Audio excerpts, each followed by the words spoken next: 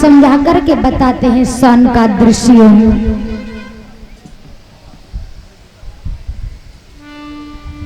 इधर किस प्रकार से महाराज परीक्षित जी से धराधाम भूतल पर आते हैं।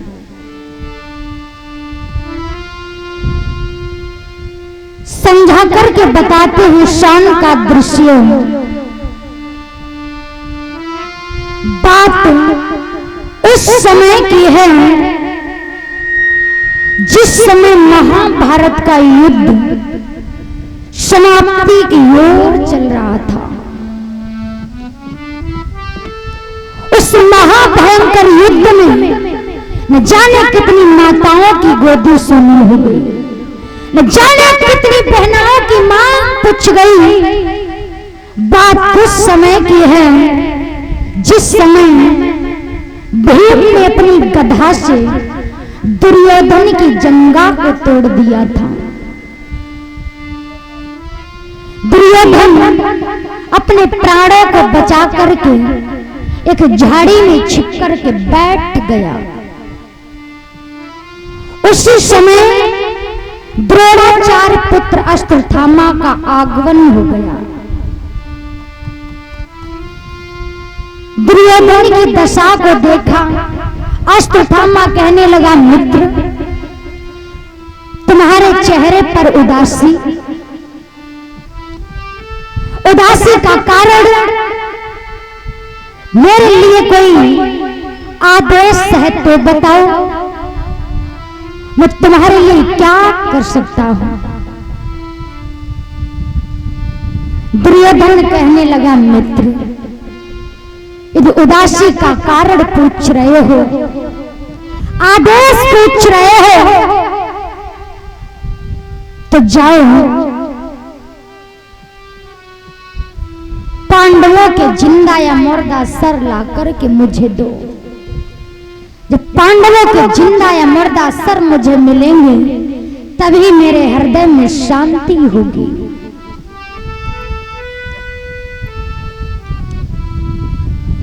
अश्वत्थामा कहने लगा, मित्र बस इतनी सी बात, मैं अभी जा रहा हूं। अश्वत्थामा ने हाथ में तलवार ली। आधी रात्रि की बेला में शिविर की ओर चलने लगा। उस समय महाराज भगवान कृष्ण पांचों पांडवों को लेकर के कहीं बाहर निकल गए, घूमने के लिए निकल गए। उस समय शिविर में ना तो पांडव थे ना तो मैया द्रौपदी थी। पांचों बालक सो रहे थे। अश्वत्थामा गया। अश्वत्थामा समझ नहीं पाया। अश्वत्थामा ने आधी रात्रि की बेला में पांचों बालकों के शीश काट लिए। पांचों बालकों के शीश को काटकर दुर्योधन के पास में ले आया। मित्र तुम्हारे भूख का भोजन। दुर्योधन ने देखा तो बड़ा हंसने लगा, बहुत हंसा। और जैसे गौर से देखा महाराज शौक के सागर में डूब गया। दुर्योधन अश्वत्थामा से कहने लगा, मित्र तूने ये क्या किया? तूने तो मेरे वंश का विनाश कर डाला। बैर तो मुझे पांडवों से था, इन बच्चों ने मेरा क्या बिगाड़ा? तूने तो मेरे वंश का विनाश कर डाला। बैर तो मुझे पांडवों से था, दुश्मन तो मेरे पांडव थे, इन बच्चों ने मेरा क्या लिया? दुर्योधन शौक के सागर में डूब गया। दुर्योधन की मृत्यु हो गई। दुर्योधन को यह श्राप था कि एक वर्ष में ज्यादा दुखी या ज्यादा सुखी होगे तो तुम्हारी मृत्यु हो जाएगी। दुर्योधन की मृत्यु हो गई महाराज। इधर जैसे सवेरा हुआ, भास्कर भगवान सूर्य भगवान ने अपनी किरणों को कुरुक्षेत्र के मैदान में फैलाया। द्रौपदी शिविर में आई। द्रौपदी ने देखा कि खून की दरिया बह रही है, रक्त बह रहा है, पांचों बालकों के शीश नहीं है। द्रौपदी ने अपने केशों को खोला। द्रौपदी पछाड़ खा करके गिरी और रोने लगी। कैसे कि डेरे में खून बह रहा था, हरी अबला खड़ी रो रही थी।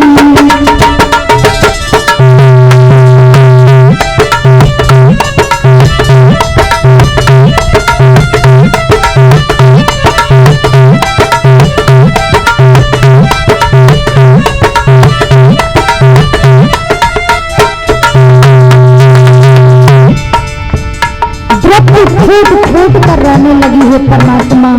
फिर साथ में ये क्या हुआ? खून बह रहा था, हरी अबला खड़ी रो रही। द्रौपदी पालो बिखराए हुए,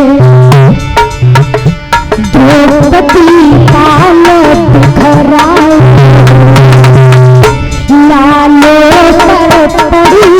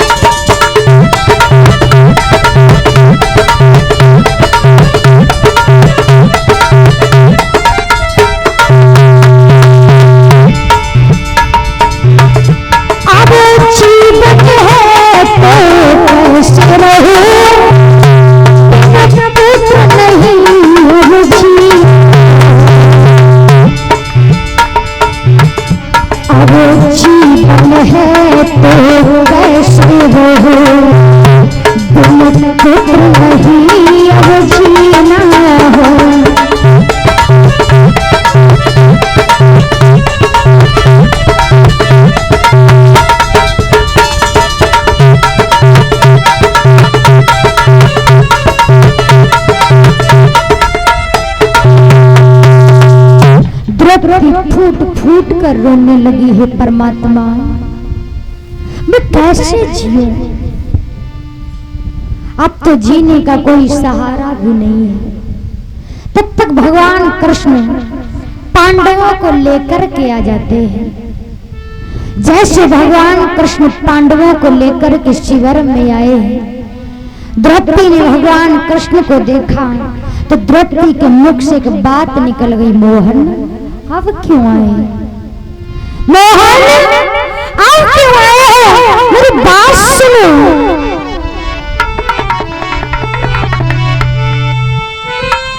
मोहन के आते ही बोली, नटबल आओ क्या बाकी है, अथवा इस खेल तुम्हारे में कुछ और कसर भी बाकी है।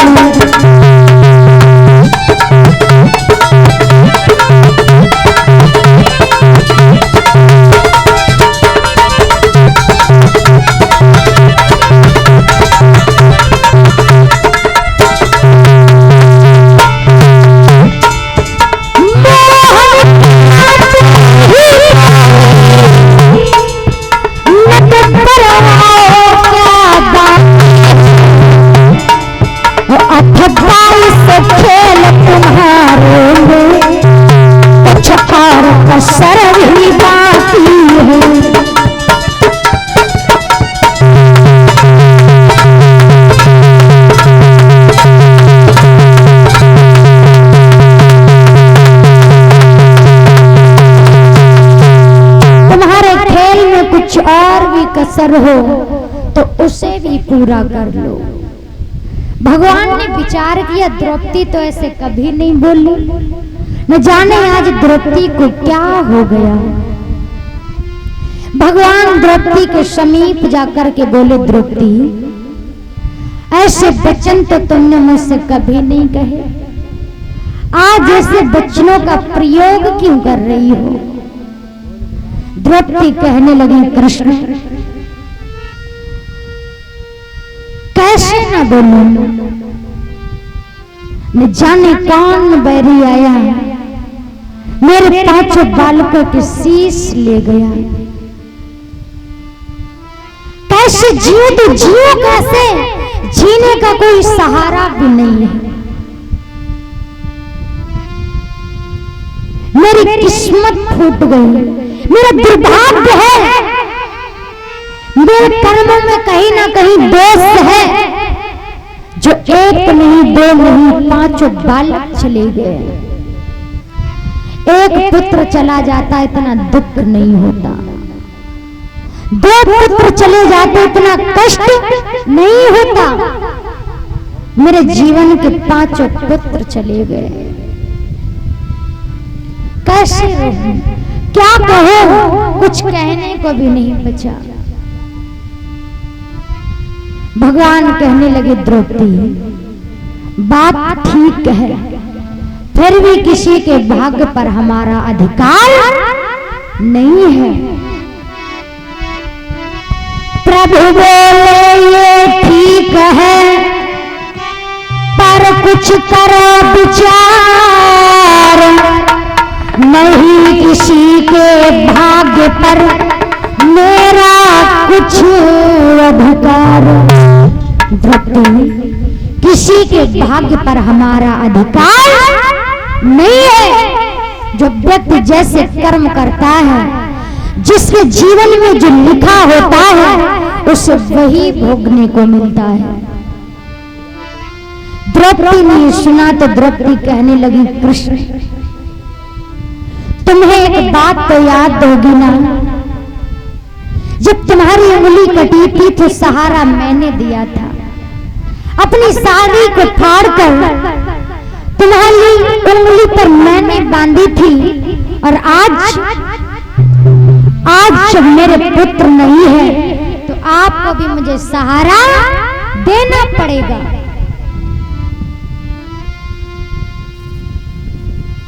द्रौपदी कहने लगी, कृष्ण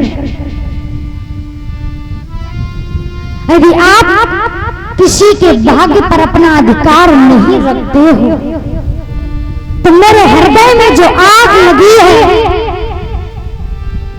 उस आग को बुझाओ, मेरी ज्वाला को ठंडा करो, मेरे दुश्मन को मेरे पास में ले आओ, मैं भी देखूं मेरा बैरी कौन है, कौन है जिसने मेरे पुत्रों को इस संसार से विदा किया। भगवान कन्हैया तो कुछ नहीं बोल पाए। उसी समय अर्जुन बोले हैं, भद्रे ठहरो।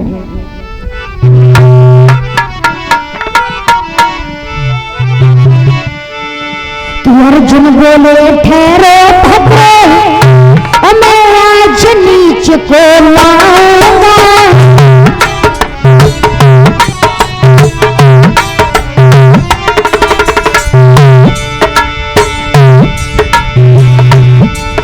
अर्जुन बोले, ठहरो भद्रे, मैं आज नीच को या तेरा वचन निभाऊंगा, या तेरा वचन निभाऊंगा, या ना तुझे दिखलाऊंगा।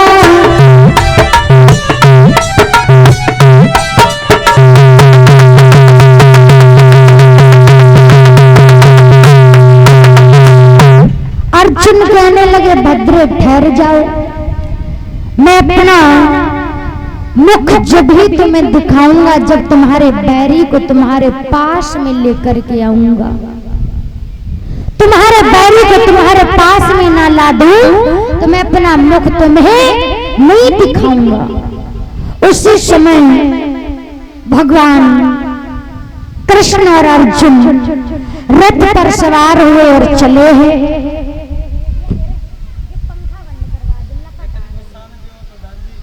महाराज भगवान कृष्ण और अर्जुन चले हैं, रथ पर सवार हुए, चलते चलते दियावान जंगल में आए तो देखा कि अश्वत्थामा जा रहा है। अश्वत्थामा ने भगवान कन्हैया को देखा, अर्जुन को देखा तो महाराज अश्वत्थामा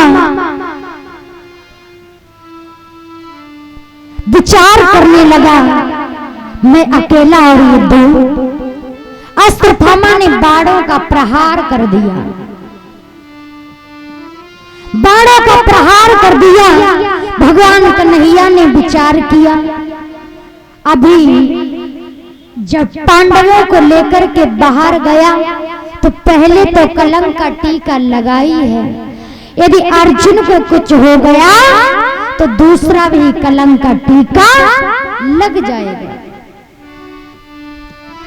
भगवान कन्हैया ने विचार किया, अर्जुन को पीठ पीछे किया, स्वयं अर्जुन के सारथी बन जाते हैं, स्वयं रथ को चलाने लगे, बाणों को झेलने लगे। मौका पाते ही अश्वत्थामा को रथ के पीछे बांध लिया। अश्वत्थामा को बांधकर द्रौपदी के पास में लेकर के आए। पांचों पांडव द्रौपदी भगवान कृष्ण खड़े हैं। पांचों पांडव विचार करने लगे, भीम, अर्जुन, नकुल, सहदेव, युधिष्ठिर, कोई कुछ कहता है, कोई कुछ कहता है। नकुल कहते हैं कि इसे तड़फा तड़फा के मारो, सहदेव कहते हैं कि इसे अभी मार दो। कोई कुछ निर्णय करता है, कोई कुछ करता है। भीम कहने लगे, दुष्ट, जब तक तेरी चली तब तक चली, अब तू इस बिस्तरा बांध, इस दुनिया से तेरा दाना पानी उठ चुका। सुन,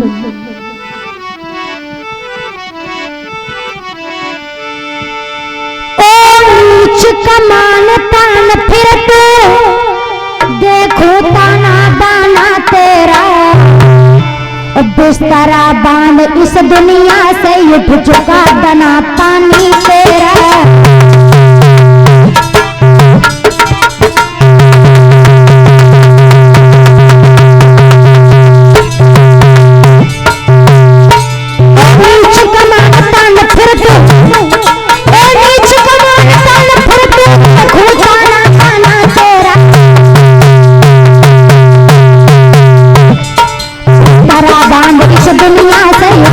बना पानी तेरा।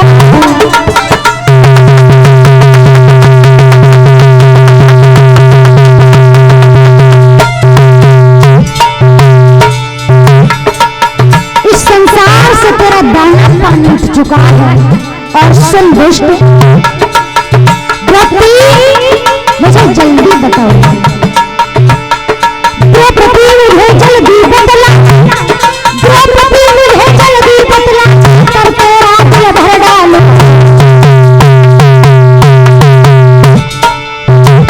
खींच में ढाल सारे पल किया, टुकड़े टुकड़े डालूं।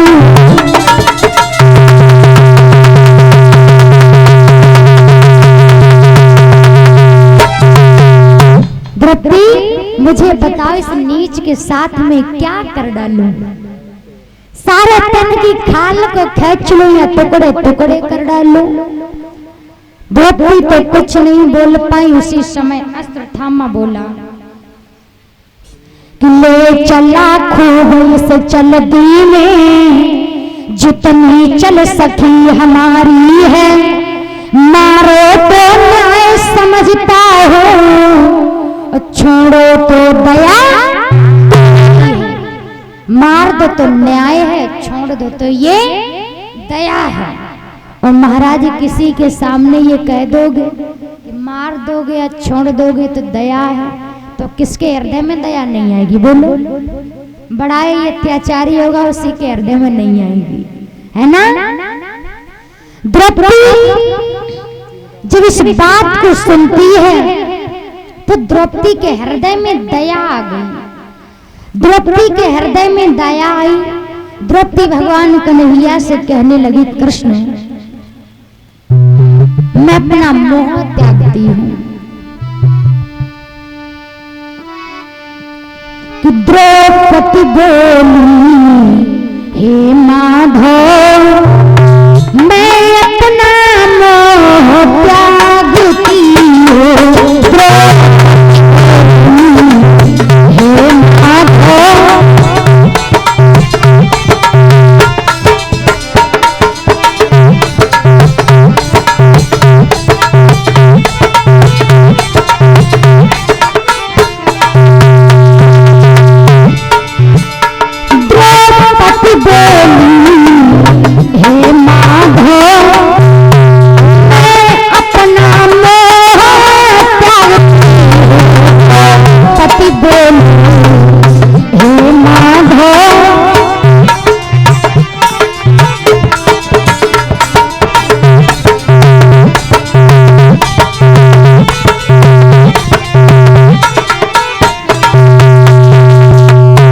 कहने लगी, मैं अपना मोह त्यागती हूँ।